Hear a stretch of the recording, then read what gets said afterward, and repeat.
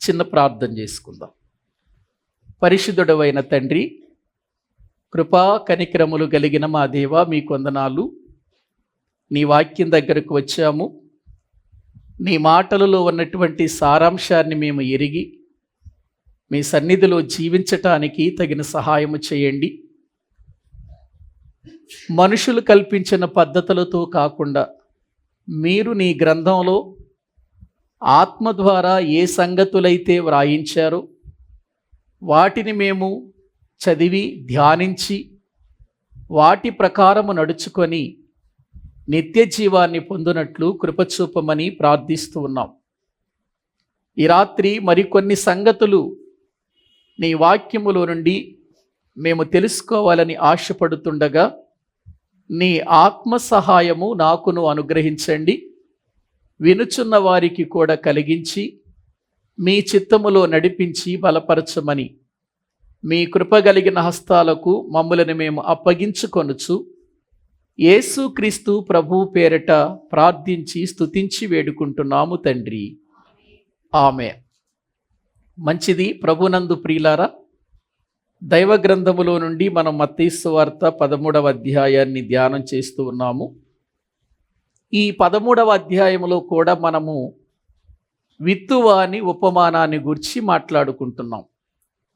విత్తువాడు తన విత్తనములను చేతపట్టుకొని విత్తుటకు బయలుదేరి వెళుతున్నాడు.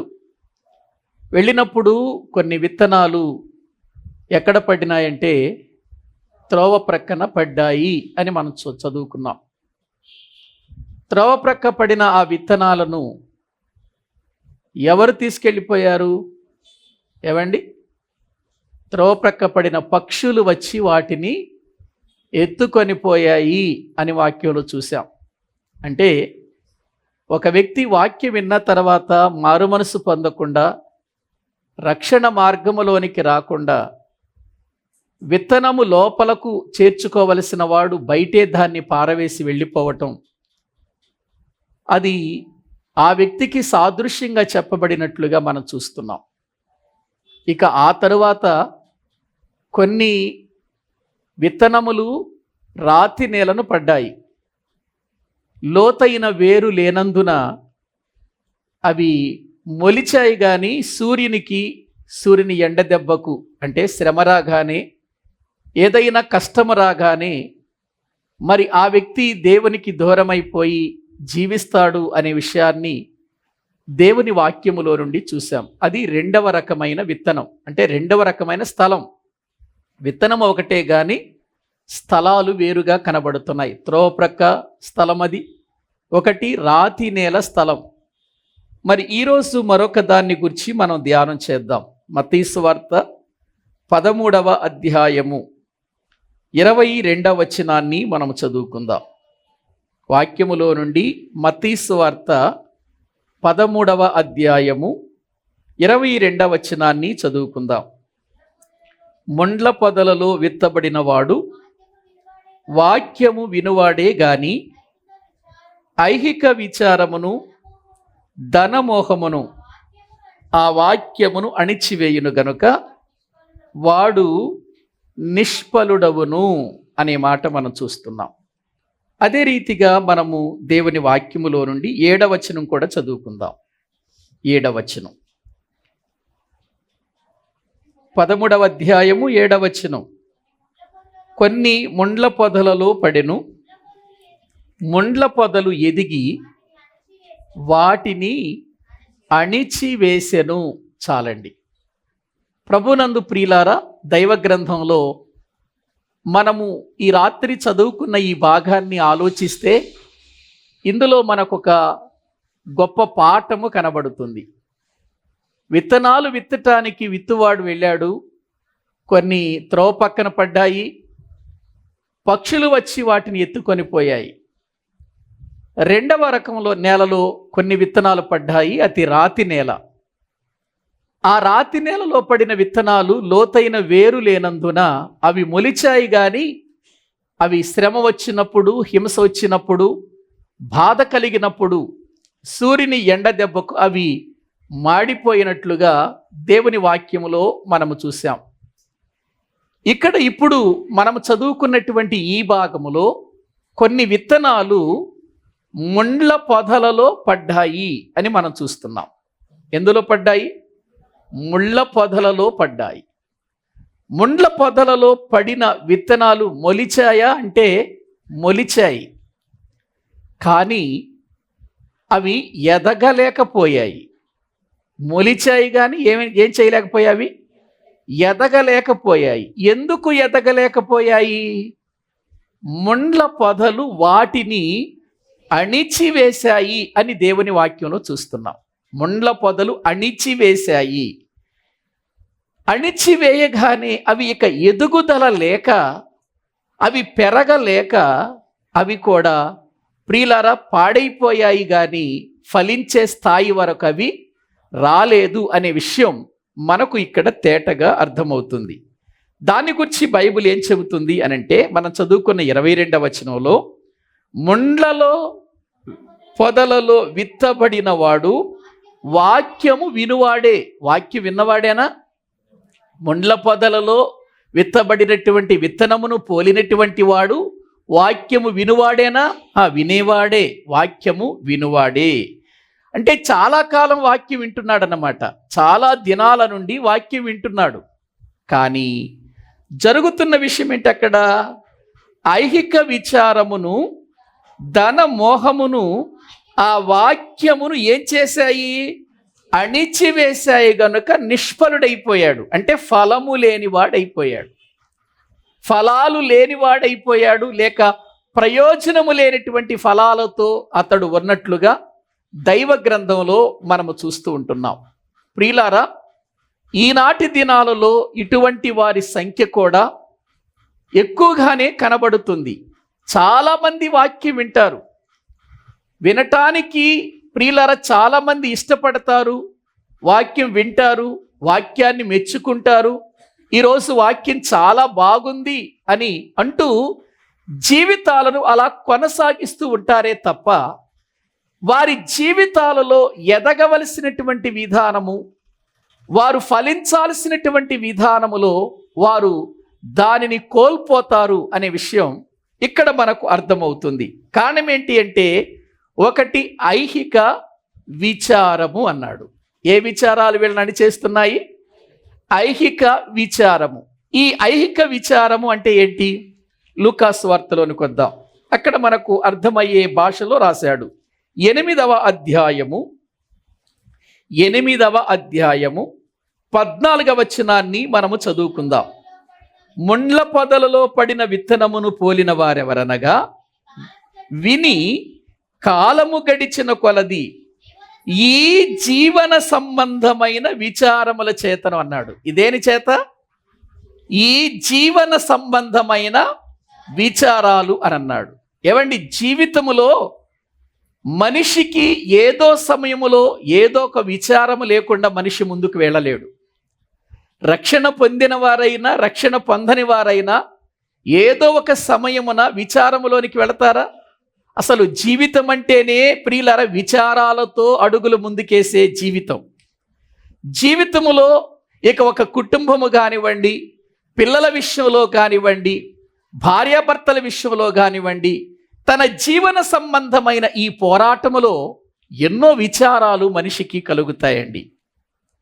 కొన్నిసార్లు కొంతమందిని దేవుని సన్నిధికి రావటం లేదంటే కుటుంబ పరిస్థితులను బట్టి రావటం లేదండి అనేవాళ్ళు చాలామంది ఉన్నారు. అంటే వాళ్ళు దేనిలో, ఏ విచారాల్లో ఉండిపోయారు వాళ్ళు అంటే జీవన సంబంధమైన విచారాలలో ఉండిపోయారు. కొన్నిసార్లు రక్షించబడి కూడా భార్యలు వస్తే భర్తలు రారు ప్రార్థనకు, భర్తలు వస్తే భార్యలు రారు ప్రార్థనకు, భార్య భర్తలు వస్తే పిల్లలు రారు, పిల్లలు వస్తే తల్లిదండ్రులు రారు. ఎందుకు ఈ పరిస్థితులు జరుగుతున్నాయి అనంటే ఇవి జీవన సంబంధమైన ఐహిక విచారాలు అని అన్నాడు. అంటే ఈ విచారాలు ఒక మనిషిని ఎదగకుండా ఏం చేస్తున్నాయి? అణిచేస్తున్నాయి. కుటుంబాలను బట్టి, కుటుంబ జీవితాలను బట్టి జీవన సంబంధమైనటువంటి పోరాటంలో ప్రియులారా చాలామంది అణిగిపోతూ ఉంటారు. నా పరిస్థితి ఇదండి, నా భార్య పరిస్థితి ఇదండి, నా భర్త పరిస్థితి ఇదండి, పిల్లల పరిస్థితి ఇదండి, వాటిని ఆలోచించి లేక వాటిని గూర్చి నేను పరిశీలనగా తెలుసుకొని వాటిని బట్టి నేను చాలా కృంగిపోతున్నాను, అందుకే దేవుని సన్నిధికి రాలేకపోతున్నాను అని మాట్లాడుతూ ఉంటారు. ప్రియులారా, దేవుని సన్నిధికి రావటానికి మనము సమస్యలను అడ్డు పెట్టుకోకూడదు. దేవుని సన్నిధికి రావటానికి భార్యలు భర్తలను, భర్తలు భార్యలను, పిల్లలు తల్లిదండ్రులను, తల్లిదండ్రులు పిల్లలను అడ్డు పెట్టుకోకూడదు. వాక్యం వింటున్న మనము ప్రియులారా చాలా జాగ్రత్తగా ఆలోచించాలి. ఎందుకంటే మనము రక్షణ పొందినప్పుడు, మనము మారు మనసు పొందటానికి, మన జీవితానికి తన యొక్క ఉన్నతమైనటువంటి త్యాగాన్ని చూపించి మనల్ని రక్షించినటువంటి వాడు ఎవరు అనంటే యేసుక్రీస్తు వారు కదండి. ప్రియులారా, మన జీవితానికి ఈ లోకములో బ్రతకటానికి సమస్తము అనుగ్రహించింది దేవుడు కదండి. కనుక మరి దేవుని విషయములోనే ఈ సమస్యల మిగిలిన విషయాల్లో కూడా ఉన్నాయా అనంటే మిగిలిన విషయాల్లో ఉండవండి. ఇంటి దగ్గర భోజనం బాగానే చేస్తాం, ప్రియులారా విచారం ఉన్నా భోజనం తినటం మానేస్తామా? పిల్లల్ని స్కూల్కి పంపించటం మానేస్తామా? ఏమండి, మన పనులు, మన డ్యూటీలు మనం చేసుకుంటామా? మానేస్తామా? మానేయమండి. ఇవన్నీ మానేయం. కానీ ఏం మానేస్తాం విచారాలలో అంటే దేవుని సన్నిధి మానేస్తాం, ప్రార్థన మానేస్తాం, భక్తి జీవితాన్ని మానేస్తాం. అందుచేత ఇవి మన ఆధ్యాత్మికమైన జీవితాన్ని ఎదగకుండా ప్రియులారా ఏం చేస్తున్నాయి? ఇవి అణిచివేస్తున్నాయి అని దైవ గ్రంథంలో మనము చూస్తున్నాం. ప్రియులారా, అంటే ఇప్పుడు అణిచివేయబడటానికి సమస్యలు కారణమయ్యాయి తప్ప మన ఆధ్యాత్మికమైన జీవితములో ఇవి మనము ఏమాత్రం కూడా మనము మనతో బేరీసి వేసుకుని మన ఆత్మీయ జీవితాన్ని మనం నాశనం చేసుకోకూడదు అని మనం ఆలోచించమండి. మనము బాప్తిస్మం తీసుకునేటప్పుడు దేవుని సన్నిధిలో ఉన్నప్పుడు చాలా తీర్మానాలు చేసుకుంటాం. ప్రభువా, ఎన్ని కష్టాలు వచ్చినా, ఎన్ని పరిస్థితులు ప్రతికూలంగా వచ్చినా, ఎన్ని శ్రమలు కలిగినప్పటికీ నేను నీ సన్నిధిని విడిచిపెట్టను, నీ మందిరాన్ని విడిచిపెట్టను, సహవాసాన్ని ఏం చెయ్యను, నేను విడిచిపెట్టను అని మనం బాప్తిస్మం తీసుకుంటామండి. కానీ మనలో ఉన్న బలహీనత ఏంటంటే రక్షించబడిన తర్వాత, మారు మనసు పొందిన తర్వాత చిన్న శ్రమకు, చిన్న బాధకే మనము దేవునికి దూరం అయిపోతూ ఉంటాం. అంటే ఇప్పుడు మనము ప్రియులారా దేవునిలో ఎదగాలి అనే ఆశ ఉంటుంది, కానీ ఎదగలేకపోతున్నాం. కారణం ఏంటంటే అణిచివేసే వాటిని మన ముందుంచుకున్నాం. ఇవి అణిచివేస్తున్నాయి. ఐహిక విచారాల వలన, ఈ జీవన సంబంధమైన విచారాలతో మనం ఏం చేస్తున్నామంటే ఆధ్యాత్మికమైన స్థితిలో ఎదగలేకపోతున్నాం. ప్రియులారా, రేపు ప్రభు దగ్గరికి వెళ్ళిన తర్వాత ఇదే మాట చెబుతావా? ఇదే మాట మనం పలుకుతామా? అయ్యా, ఆ రోజు నా భార్యని బట్టి నేను ప్రార్థనకు రాలేదు, ఆ రోజు నా పిల్లల్ని బట్టి నేను ప్రార్థనకు రాలేదు, ఆ రోజు నా భర్తను బట్టి నేను నీ సన్నిధికి రాలేదు, ఆ రోజు నీ సన్నిధిలో ఎదగలేకపోయాను నేను ఈ సమస్యలను బట్టే అని ప్రభువుకు చెబుతావా? ఒకవేళ అలా చెబితే ప్రభు ఏమంటాడో తెలుసా? నాకంటే, నేను చేసిన త్యాగము కంటే, నేను చేసినటువంటి ఆ గొప్ప మరణకరమైన పరిస్థితి కంటే, ఆ శిలువ మరణము కంటే, నేను పొందిన శ్రమల కంటే నీ ఐహిక విచారాలు గొప్పవా అని అడిగితే దేంతో సాటి చేస్తాం ఆయన శ్రమల్ని? యేసుక్రీస్తు వారు మన కొరకు పొందిన శ్రమలను దేనితో సాటి చేస్తాం? ఆయన విచారాలు పొందలేదా? యేసుక్రీస్తు వారికి విచారాలు లేవా? బాధలు లేవా ఆయనకి? భూమి మీద 33.5 సంవత్సరాలు బ్రతికాడే గాని ఆ బ్రతుకులో ఎక్కడైనా సంతోషంగా నెమ్మదిగా ఉండగలిగాడు ఆయన? లేదే. ఎక్కడికి వెళ్ళిన అవమానాలే. ఒక అద్భుతం చేస్తే అక్కడ అవమానం. ప్రియులారా, ఒక చోటకి వెళ్ళి వాక్యం చెబితే తిరుగుబాటు, మరో చోటకి వెళ్ళి ప్రియులారా దేవుని మాటలు చెబితే అక్కడ ఆయన్ని ఎదిరించేవాళ్ళు. జీవితకాలం అంతా ఇదే సరిపోయింది కదండి ఆయనకి, అవమానాలతో. ఒకడేమో దెయ్యాలు వెళ్ళగొడితే బయల్జెబూలు వలన దెయ్యాలు వెళ్ళగొడుతున్నాడు ఈయన అని అంటాడు ఒకడు. కొంతమంది అంటారు. కొంతమంది అంటారు ఈయన దేవుని కుమారుడని చెప్పుకొని దేవునితో సమానంగా చేసుకుంటున్నాడు అని అంటారు కొంతమంది. మరికొంతమంది అంటారు, ఈయనదేముందిలే, ఈయన మన యోసేపు, మన ప్రక్కనే తిరుగుతున్న యోసేపు కుమారుడు కాడా, మరియ కుమారుడు కాడా అని కొంతమంది అంటారు. కొంతమంది ఏమో ఈయన వ్యభిచారము వలన పుట్టినవాడు అని అంటారు. ఏమండి, ఎవరిని చూసి? పరిశుద్ధుడైన నిర్దోషి అయిన యేసుక్రీస్తును చూసి మాట్లాడుతున్న మాటలండి. ఒకడేమో త్రాగుపోతంటాడు, ద్రాక్ష రసము తాగినందుకు ఆయన్ని ఏమన్నారు? త్రాగుబోతు అని అన్నారు. ప్రియులారా, ఇలా ఆయన్ని మాట్లాడినటువంటి మాటలన్నీ ఆయన జీవితానికి అవి విచారకరాలు కావా? ఆలోచించండి.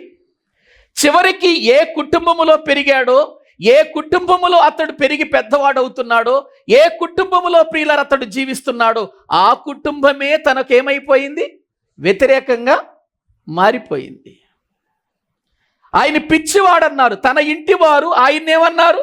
పిచ్చివాడు, పిచ్చి పట్టింది అన్నారు ఆయన్ని. ఎవరిని? యేసుక్రీస్తు ప్రభువారిని. ప్రియులారా, ఒక ప్రక్క యూదుల వలన అవమానాలు, సమాజములో అవమానాలు, ఇంటిలో అవమానాలు, బయటికి వెళితే అవమానాలు, తండ్రి చిత్తము నెరవేరుస్తున్నప్పుడు అవమానాలు. ప్రియులారా, దేవుని మాటలన్నీ భూమి మీదకు తీసుకొచ్చినందుకు ఆయన్ని ఎన్నో రకాలుగా మాట్లాడుతూ, ఇన్ని రకాలుగా మాట్లాడుతున్నా ఆయన ప్రియులారా వీటిని ఆసరాగా తీసుకుంటే మనందరి కొరకు తన ప్రాణం పెట్టేవాడే కాదు. వీటిని ఆయన ప్రియులారా ప్రక్కన పెట్టేశాడు. ఈ లోకపు శ్రమలు ఎన్న తగినవి కావు అనుకున్నాడంతే. ఇవన్నీ భరించటానికి వచ్చాను, వీటన్నిటిని సహించటానికి వచ్చాను, నేను మరలా తిరిగి నా తండ్రి యొద్దకు వెళ్ళిపోవాలి, ఆయన ప్రక్కన నేను కూర్చోవాలి అని ఒకే ఆలోచనతో బ్రతికాడు తప్ప తన జీవితాన్ని అణిచివేసేటువంటి వాటిని తొలగించుకొని బ్రతికాడే తప్ప వాటికి లోనైపోలేదండి యేసుక్రీస్తు వారు. ఇక అలాగని ఆయన నమ్మినటువంటి భక్తులు ఉన్నారు కదండి, ఆయన నమ్మినటువంటి భక్తులు ఉన్నారు కదా, అపోస్తులను మనము చూస్తున్నాం, ఆయన నమ్మినటువంటి ఎంతోమంది విశ్వాసులను చూస్తున్నాం, దేవుని సంఘాన్ని చూస్తున్నాం. ఎన్ని శ్రమలు అనుభవించారండి, ఎన్ని బాధలు అనుభవించారండి, ఎన్ని ప్రతికూలతలు అనుభవించారండి. కుటుంబాలలో కానీ, కుటుంబానికి వెలుపట కానీ, సమాజంలో కానీ ఎన్ని విచారాలతో వాళ్ళు బ్రతికారండి. అయినప్పటికీ వారు ఎక్కడ కూడా వారి ఆత్మీయ జీవితాన్ని అణిచివేసుకునే పరిస్థితికి వెళ్ళలేదండి. ఎందుకంటే ఐక విచారాలు మనిషిని చాలా బాధ పెడతాయి, కానీ అవి మన ఆత్మీయ జీవితానికి అడ్డు రాకూడదంటాను నేను. వాటిని ఆత్మీయ జీవితానికి కలుపుకోకూడదు. ఆత్మీయ జీవితమే. శరీర సంబంధంగా వచ్చేటువంటి విచారాలు లేకపోతే ఐక విచారాలు ఇవన్నీ మామూలేనండి. అవి ప్రతి మనిషికి వస్తాయండి. ఎవరికి రావు చెప్పండి? భూమి మీద లోకములో ఒక మనిషిగా పుట్టిన తర్వాత ఐహిక విచారాలు ఎవరికి రావు చెప్పండి? నాకు అసలు ఐహిక విచారాలు ఏవండి, నా జీవన విధానంలో అసలు నాకు సమస్య లేదనే వాళ్ళు ఉన్నారా ప్రపంచంలో? ప్రియులారా, ఎవరు ఉండరండి. ఇవన్నీ తెలిసి కూడా మరి ఇవి ఎందుకు భక్తికి మనము ప్రియులారా ఆపాదిస్తున్నాం? ఎందుకు భక్తి జీవితానికి మనము ప్రియులారా అడ్డుపెట్టి వాటిని దీంతో పోల్చి మనము దేవునికి దూరం అయిపోతున్నాం? అంటే ఇవన్నీ దేవుడు చేస్తున్నాడనా నీ అర్థం? ఇవన్నీ దేవుడు జరిగిస్తున్నాడనా? ఆలోచించండి. బైబిల్ గ్రంథములో ప్రియులారా ఇటువంటి సందర్భాలు కలిగినటువంటి వారు ఎంతోమంది మనకు కనబడతారు. వీళ్ళంతా ముండ్ల పొదలలో పడిన విత్తనము లాంటి వారు.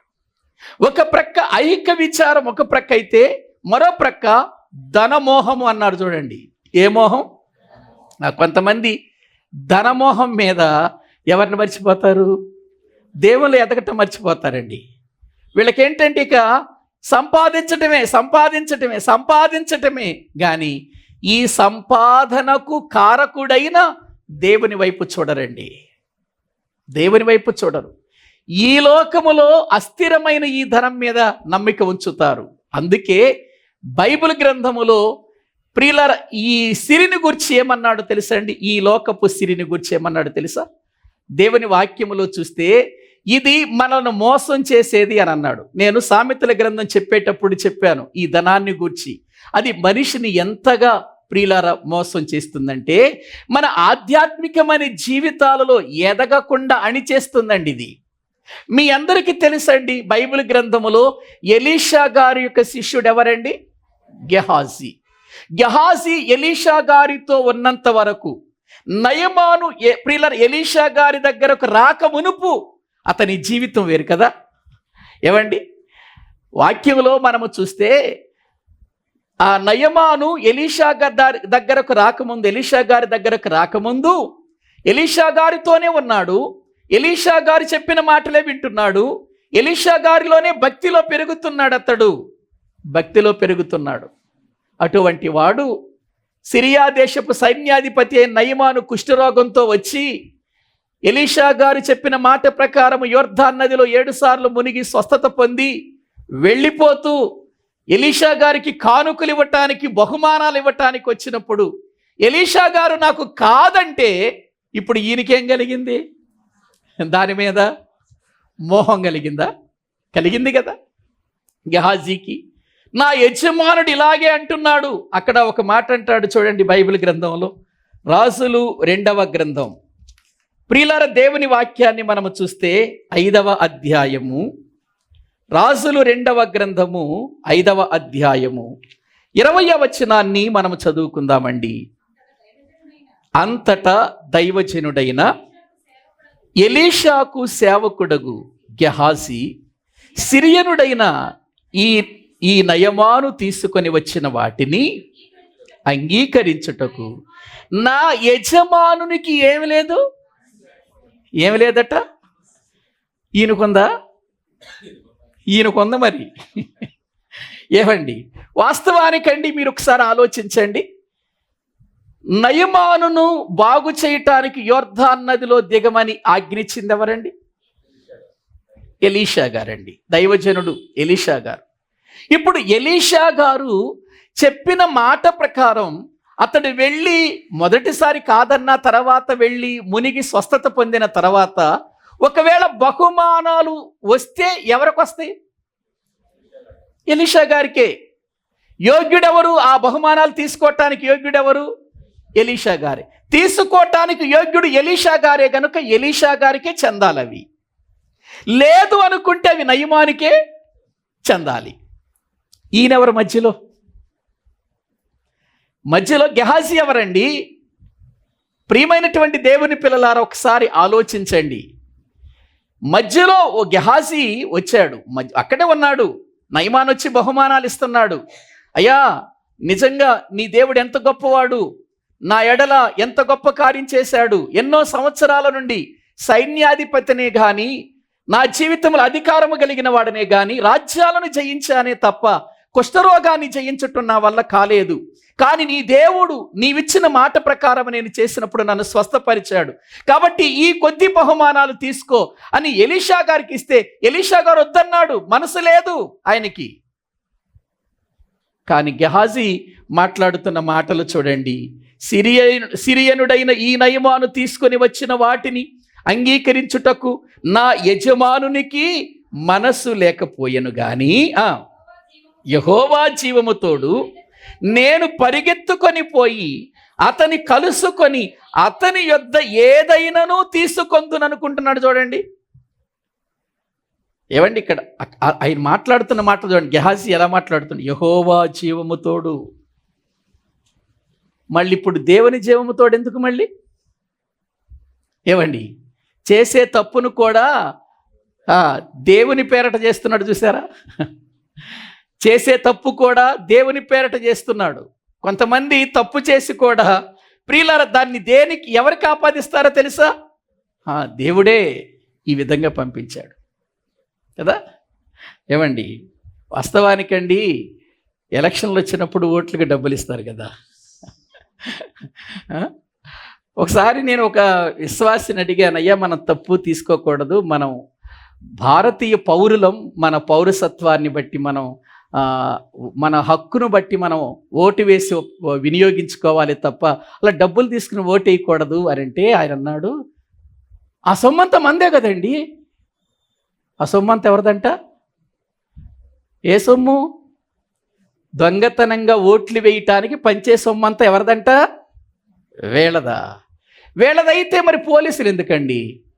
డైరెక్ట్గా వచ్చేసి పగటిపూట ఇవ్వచ్చుగా, కాపలాలు ఎందుకు మళ్ళీ? ఒక్కసారి అంటే ఏంటంటే వీళ్ళు తప్పించుకోవటానికి మార్గం. దేవుడు ఈ మార్గం ఇచ్చాడండి. ఒక ఆయన అంటున్నాడు, నా అప్పు తీరిపోయిందండి, మా ఇంట్లో నలుగురికి 4, 5, 20 వచ్చి నేను అప్పు తీరిపోయిందండి. దేవుడు ఎంత గొప్పవాడండి. ఆహా, ఎవరికి పోల్చేశారు?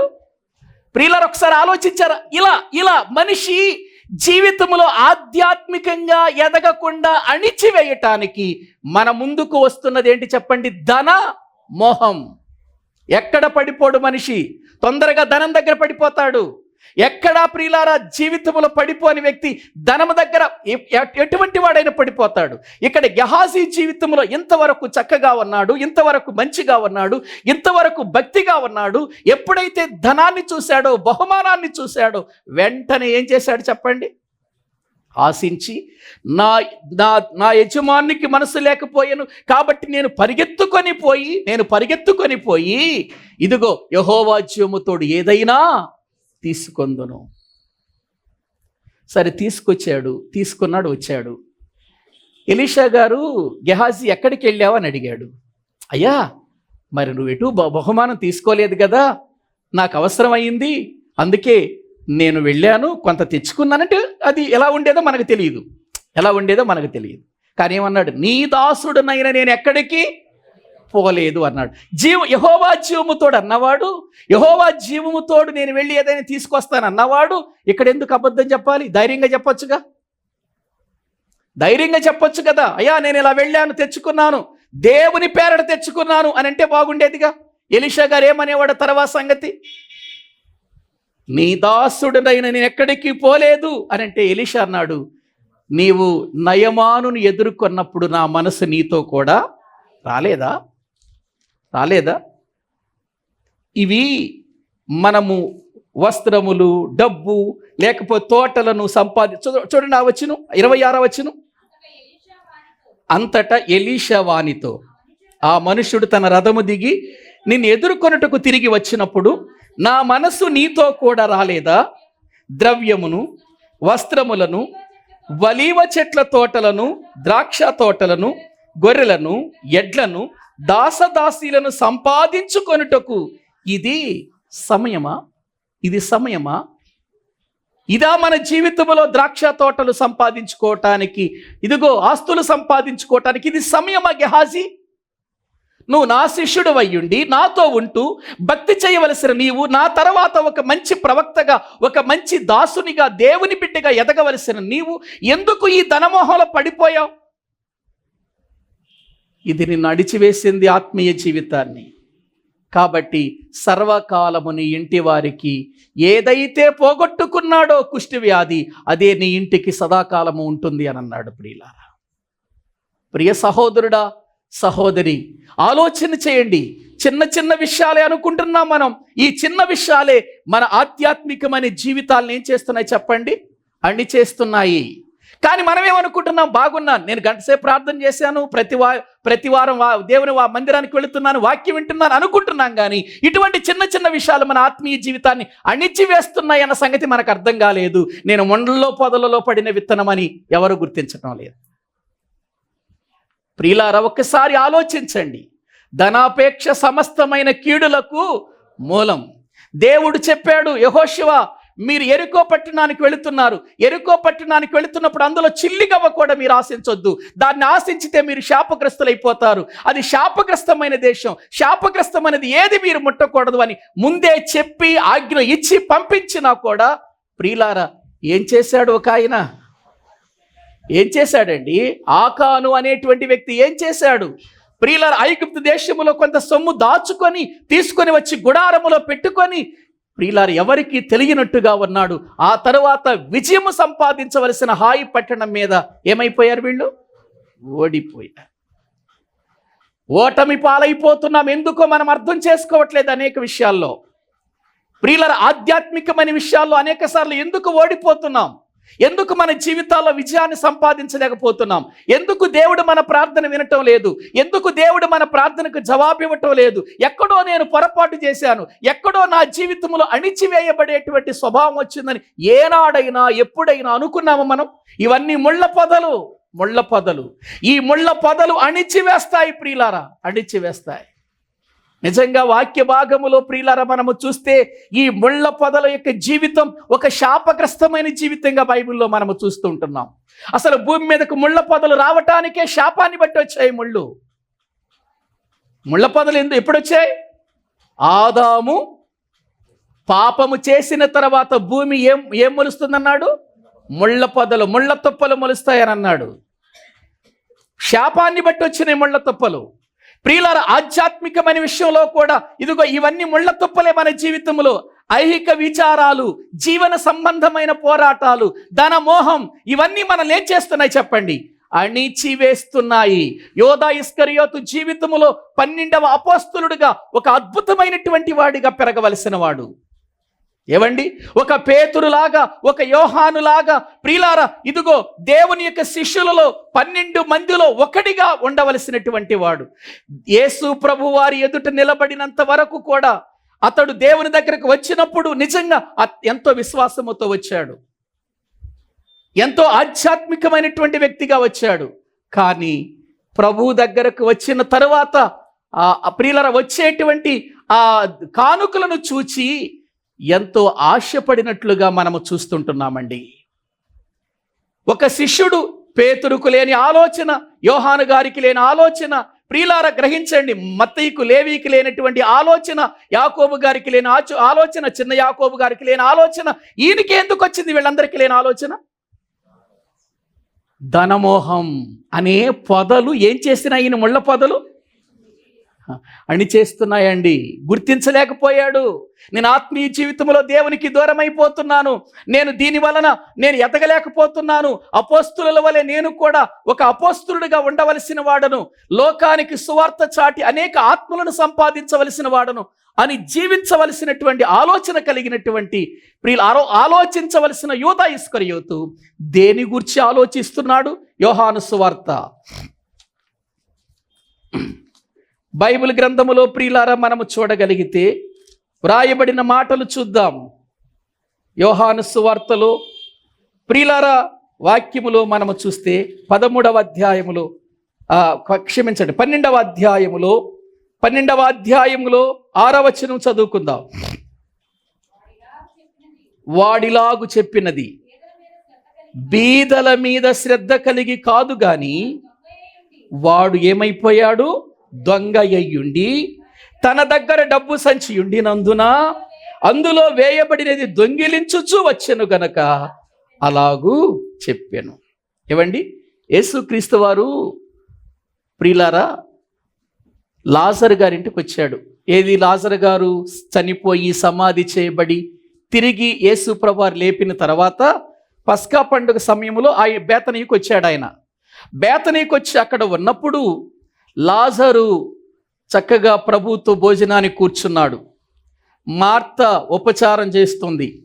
మరియా అత్తరు తీసుకొచ్చి ఆయన పాదాలను కడుగుతుందండి.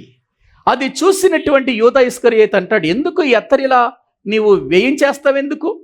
అది అమ్మి బేదలకు ఇస్తే వాళ్ళు మంచి స్థితిలో ఉంటారు కదా, వాళ్ళు కూడా భోజనం చేసిన వాళ్ళు అవుతారుగా అని మాట్లాడుతున్నాడు. ఎందుకు ఇలా వ్యర్థం చేస్తున్నావు?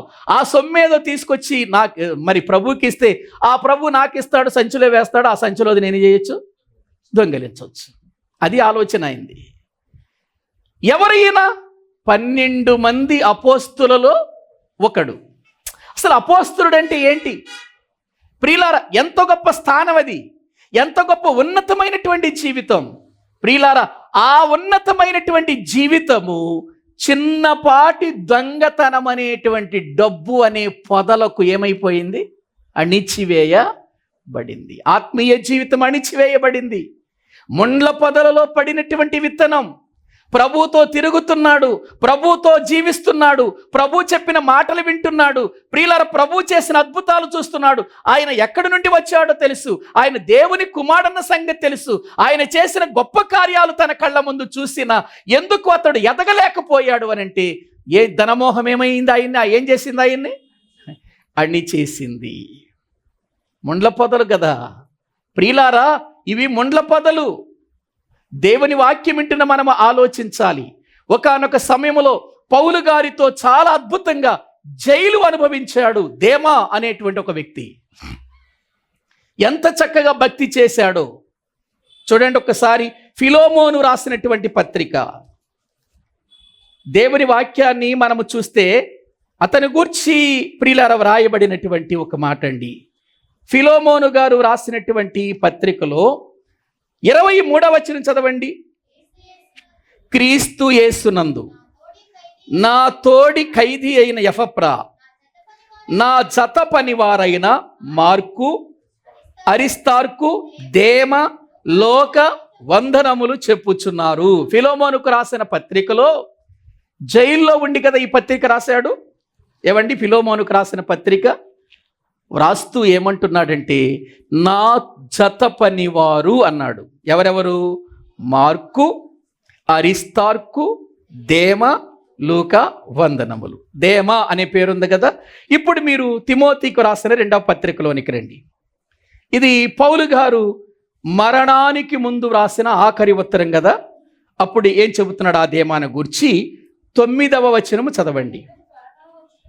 9వ వచనం, నా యొద్దకు త్వరగా వచ్చుటకు ప్రయత్నము చేయుము. దేమ ఇహలోకమును స్నేహించి నన్ను విడిచి తెసలోనికు ఏం చేశాడు? దేమ ఇహలోకాన్ని స్నేహించేశాడట. ఇహలోకమును స్నేహించి ఎవరిని విడిచిపెట్టేశాడు? ఇప్పుడు ఒకనాడు పౌలు గారి జత పనివాడు, దేవుని వాక్యాన్ని బోధించినవాడు, వాక్యము ఎరిగినవాడు, వాక్యము తెలిసినవాడు, ప్రభు కొరకు జీవించినవాడు, ప్రభుతో నడిచినటువంటి వాడు.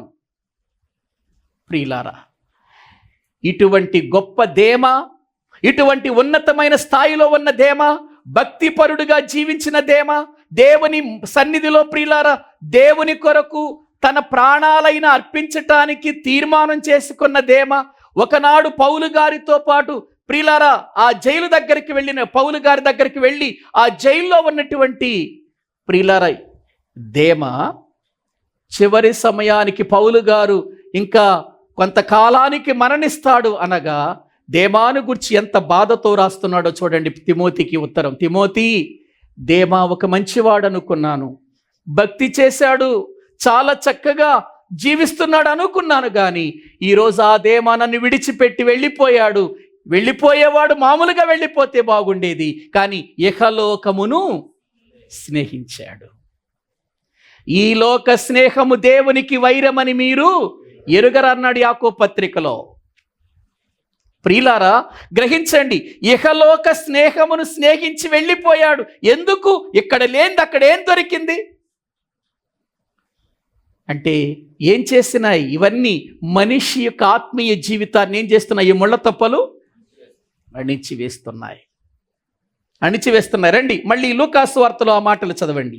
లూకాసు వార్త 8వ అధ్యాయము 14వ వచనం.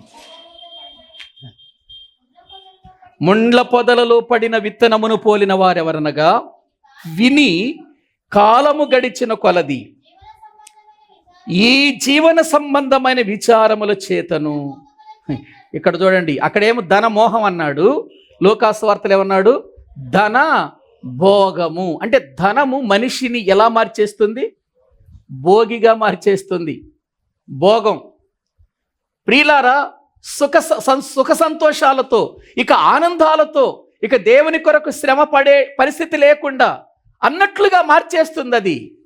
చూడండి, ధన భోగముల చేతను అణిచివేయబడి పరిపక్వముగా ఏం చేయని వారు, ఫలింపని వారు. మత్తయి సువార్తలు కూడా చదవండి 13వ అధ్యాయము దేవుని వాక్యములో. మత్తయి సువార్త 13వ అధ్యాయములో 22వ వచనం. ముళ్ళ పొదలలో విత్తబడినవాడు వాక్యము వినేవాడే, కానీ ఐహిక విచారములు, ధన మోహమును ఆ వాక్యముని ఏం చేస్తున్నాయి? అణిచివేయును గనుక వాడు నిష్ఫలుడవును అని అన్నాడు. నిష్ఫలుడు అంటే ఏవండి? ఫలము లేనివాడు, ఫలించిన పరిపక్వము కాని ఫలాలు రాల్చేసేవాడు. కొన్నిసార్లు అండి ఈ టైంలో మనం మామిడి చెట్లను చూస్తామండి. మామిడి చెట్లు చూస్తుంటే ఎంత బాగా కనబడతాయండి.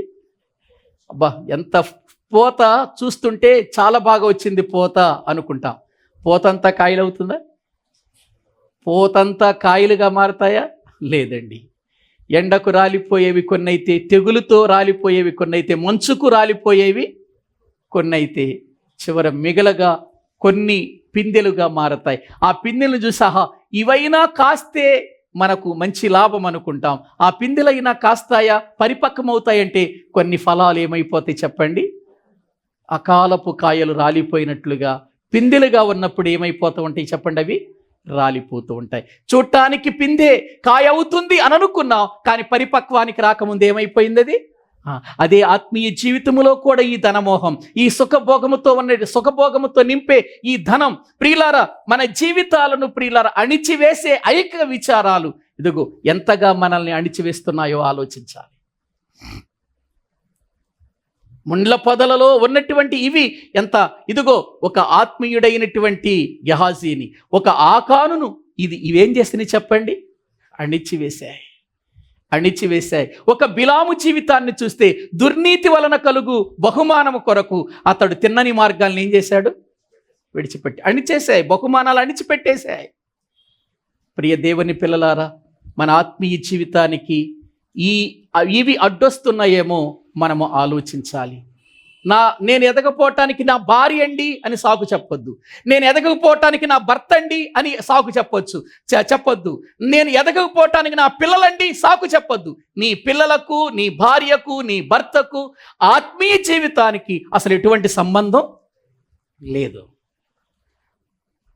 ప్రియులారా, అవి మన జీవితాలను ఎదిగించటానికి అవి ఆటంకాలుగా చేసుకోకూడదు. మనం వాటిని ఐక్య విచారాలు మన జీవితాన్ని అణిచివేసేటట్లుగా చేసుకోకూడదు.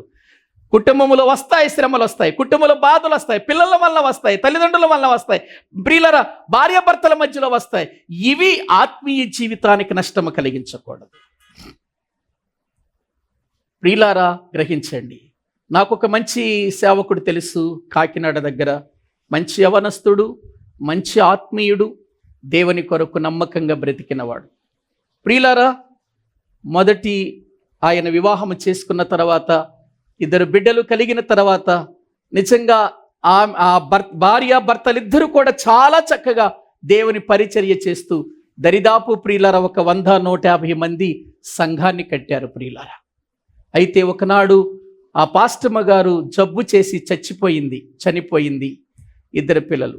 సంఘమంతా కూడా కలిసి, అయ్యా యవన కాలంలో ఉన్నావు, నువ్వు పరిచర్య చేస్తున్నావు, ఎక్కడికైనా వెళితే మరి చాలామంది నీకు ఎన్నో రకాలైనటువంటి రీతులుగా నిన్ను ఆపాదిస్తారు అని ఒక అమ్మాయిని మళ్ళీ చూసి విశ్వాసినే పెళ్లి చేశారు.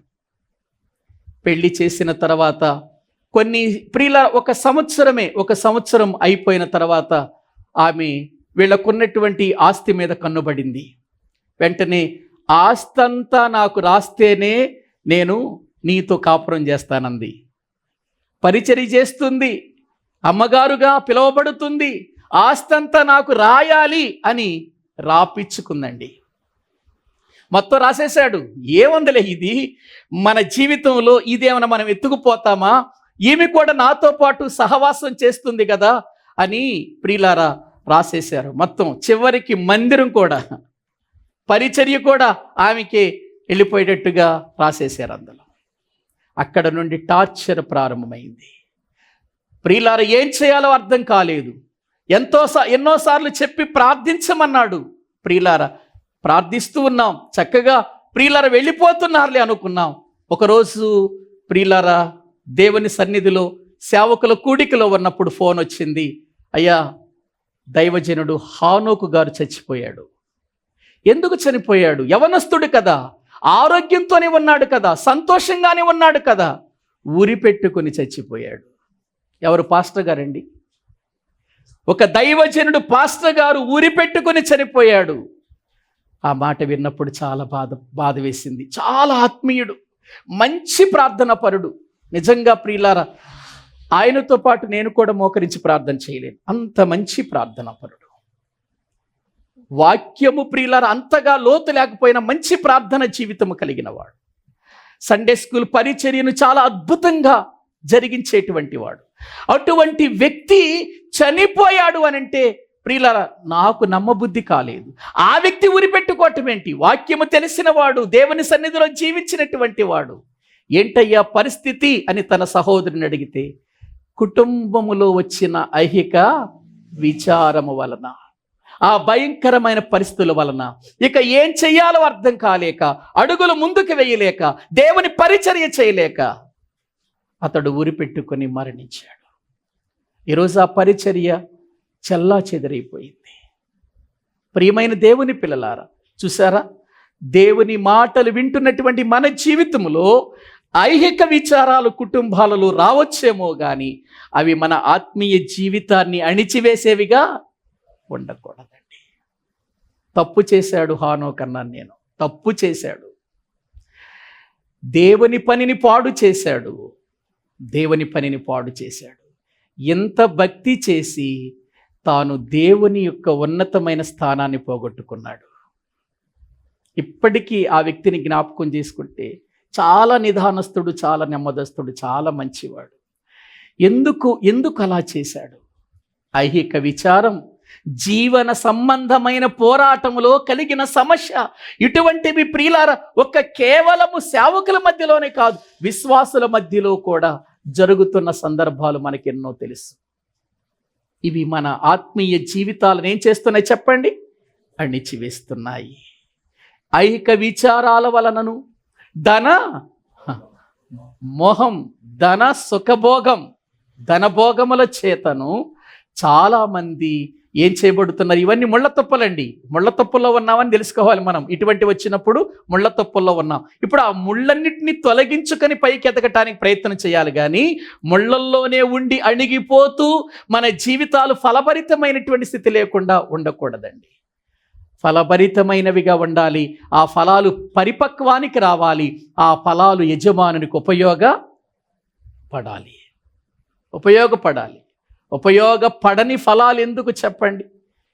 ప్రియులారా, ఒక చెట్టు బాగుంది, ఒక చెట్టు చాలా అందంగా ఉంది, చాలా ఎత్తుగా ఉంది, ఏపుగా పెరిగింది, ఫలాలు కాసినాయి. అవి ప్రయోజనం లేకపోతే ప్రయోజనం ఏముంది?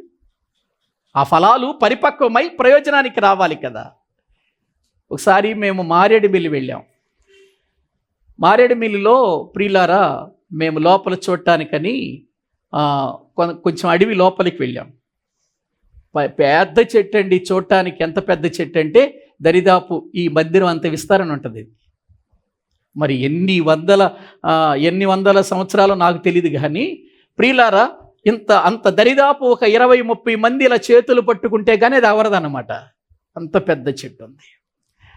పైన కాయలు కనబడుతున్నాయి, కింద రాలిపోయిన కాయలు కూడా కనబడుతున్నాయి. వెళ్ళిపోయి ఏం కాయలండి ఇవి అని అడిగాను అక్కడ. అవి ఒక రకమైన మామిడి పళ్ళండి అని అన్నారు.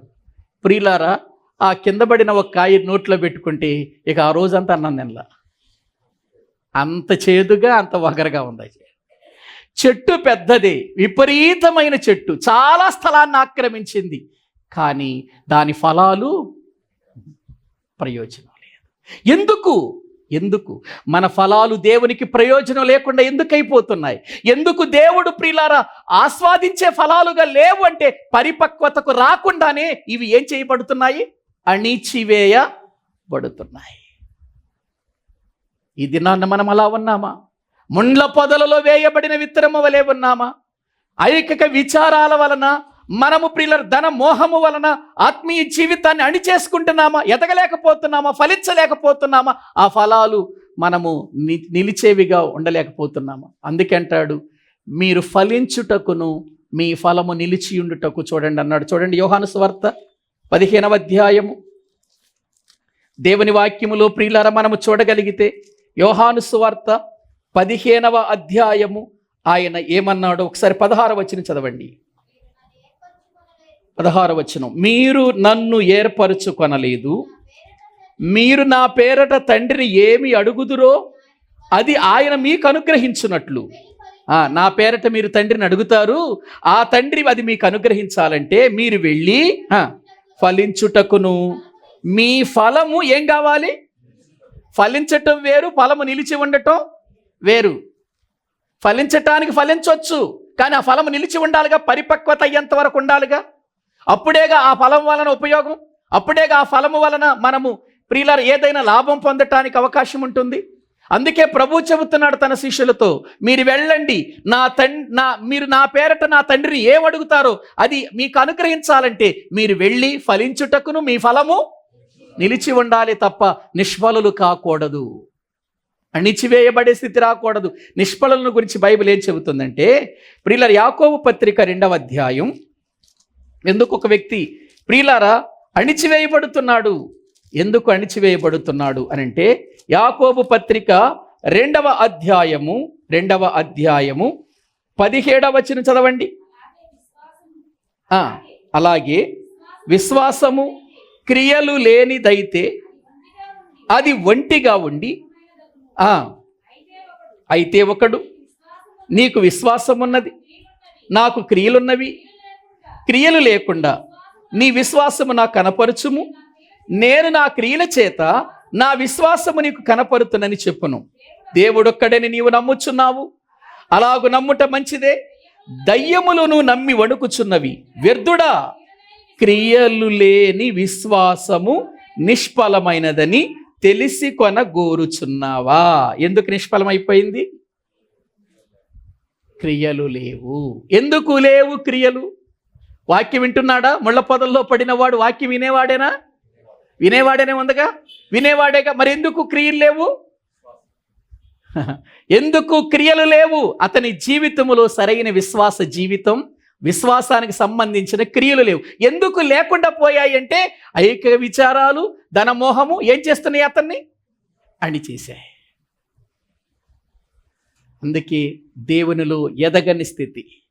చాలాసార్లు అండి మనం అనుకుంటున్నాం, నేను చాలా ఎదుగుతున్నాను, ప్రభువులో నేను బాగా ఫలిస్తున్నాను అని అనుకుంటున్నాం. కానీ నిజంగా మన పరిశీలన చేసుకుంటే ఏ ఫలం ఉంది నేను ప్రభువుకు చూపించడానికి నాలో అని ప్రశ్నించుకోండి.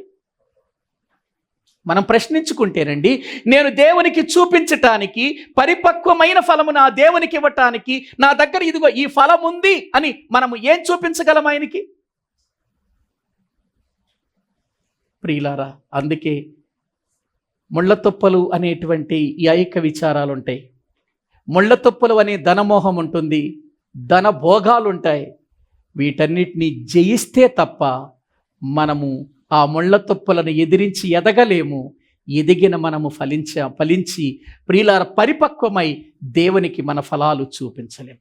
ఒకటేమో ప్రియులార లోపలికి రావలసిన వాక్యం బయటపడిపోయింది.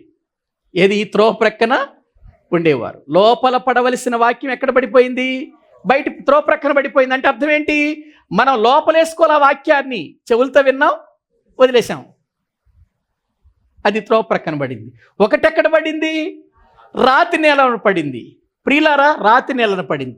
అసలు మొదటిది అసలు అది మొలవలేదు, అవి విత్తనాలే వెళ్ళిపోయినాయి. ఇక్కడ రాతి నేలను పడింది, మొలిచింది అని అనుకుంటే కింద ఏమి లేదు?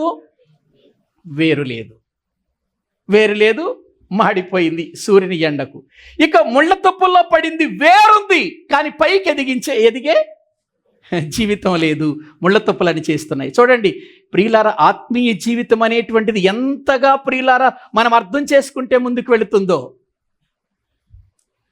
కొన్నేమో కింద లోతు లేదు, మన్ను లోతుగా లేనందున ఏమైపోయినాయి? రాతి నేల పడినవి.